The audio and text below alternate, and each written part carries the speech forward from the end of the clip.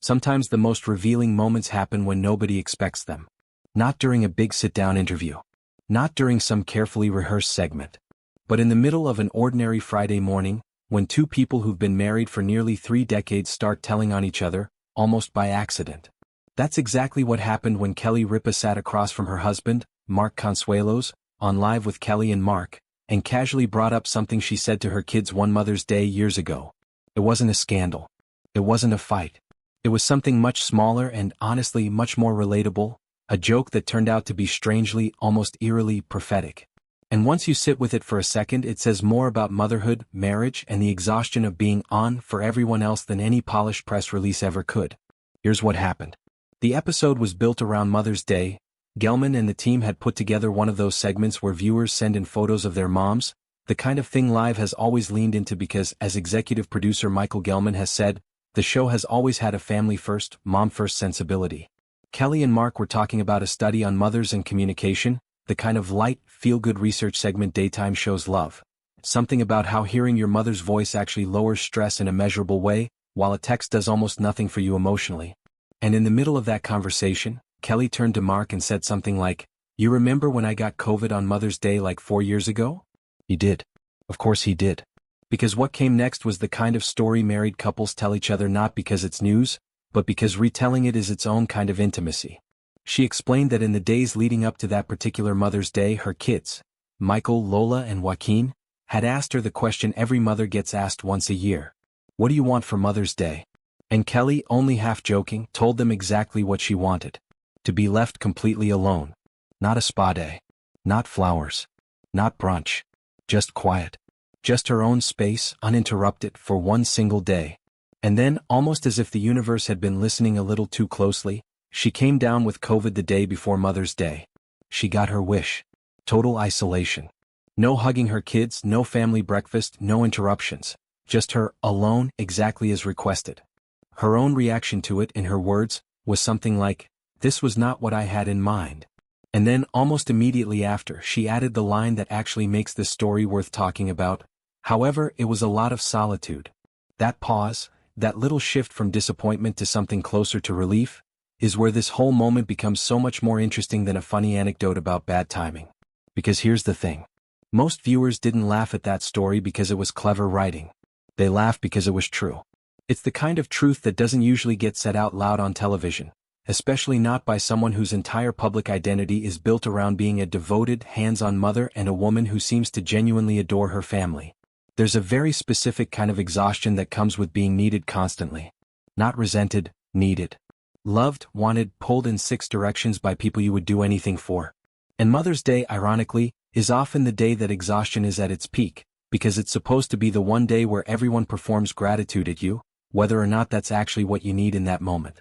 Kelly Ripa saying she wanted to be left alone wasn't a rejection of her children. It was something almost the opposite, an honest admission that loving people fiercely and needing space from them aren't contradictions. They can live in the same sentence. And for a lot of mothers watching that segment, that admission probably landed less like a joke and more like permission. That's really the emotional undercurrent running through this whole story. Permission. Permission to want quiet. Permission to not perform joy on command. Permission to admit that even the best kind of love is still, sometimes, a lot of noise. What makes this land the way it does isn't just what Kelly said. It's how she and Mark told it together. If you watch the way these two talk to each other on air, there's a rhythm to it that's built from decades of actual marriage, not just on-screen chemistry manufactured for ratings. She sets up the story, he remembers the punchline before she gets there, and there's this easy, lived-in familiarity to the way they finish each other's thoughts. It doesn't feel like two co-hosts performing banter. It feels like two people who have genuinely lived through the same chaotic, funny, occasionally absurd life together, kids, illnesses, holidays that didn't go as planned, and have made peace with turning all of it into stories they can laugh about later. That's a big part of why audiences stay so loyal to Kelly and Mark as a pair. It's not just that they're a good-looking, successful couple who happen to host a show together. It's that their dynamic reads as unmistakably real. There's a difference between chemistry that's constructed for a camera and chemistry that simply gets pointed at a camera because it already existed. Viewers can usually tell the difference, even if they can't always articulate why. With Kelly and Mark, the difference shows up in these tiny, almost throwaway moments. A look, a correction, an inside joke neither of them bothers to fully explain because they both already know what it means. And that authenticity is exactly what makes a story like this Mother's Day confession resonate the way it does. If a couple with a clearly manufactured on-air relationship told this same story, it might come across as a bit for the cameras, a cute little anecdote designed to make Kelly seem relatable. But because so much of what we've seen from Kelly and Mark over the years feels unfiltered, this story reads instead as something closer to an accidental confession. A real memory that happened to make for great television, rather than a story engineered to seem real. There's also something worth sitting with in the timing of that COVID story itself. Kelly didn't get to enjoy the solitude she asked for in the way she probably imagined. She wasn't sitting quietly with a cup of coffee, reading in peace, savoring the absence of noise. She was sick. Isolated because she had to be, not because she chose to be, on a day meant to celebrate her. There's an irony there that borders on poetic. The thing she wanted, delivered in the worst possible way, on the one day she wasn't supposed to be alone at all. And yet, listening to how she told it, she didn't frame it as some tragic irony. She leaned into the absurdity of it. It was a lot of solitude, isn't a complaint. It's almost an acceptance, the kind of dry, self-aware humor that comes from someone who has learned not to take herself, or the chaos of family life too seriously. That's a skill. Not everyone can look back at getting sick on a holiday meant to honor them and turn it into a story that makes people laugh instead of a story that makes people feel sorry for them. It says something about resilience, honestly. About the way some people process disappointment by reframing it rather than dwelling in it. Kelly didn't get the Mother's Day she pictured. She got something stranger and less comfortable. And instead of letting that memory sit as a minor sadness, she turned it into a bit she could bring back years later and share with her husband, her audience, and, through him, with millions of people who've probably had their own version of a holiday that didn't go the way they hoped. That's probably the deeper reason this small story kept circulating online after the episode aired. It's not really about Kelly Ripa specifically. It's about every parent who has ever quietly wished for a break and then felt guilty for wishing it. It's about the tension between loving your family completely and still needing distance from the noise they bring into your life. It's about how holidays built around gratitude can sometimes feel like performances, and how strange it is when the universe hands you exactly what you asked for, just not in the way you meant it. And maybe that's the real reason so many people connect with Kelly and Mark's version of marriage and family life in general. It's not polished. It's not curated to look effortless.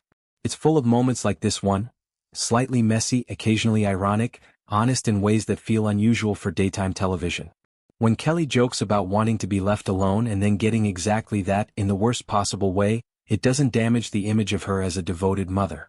If anything, it deepens it because it reminds viewers that devotion and exhaustion can coexist in the same person, on the same day, in the same breath.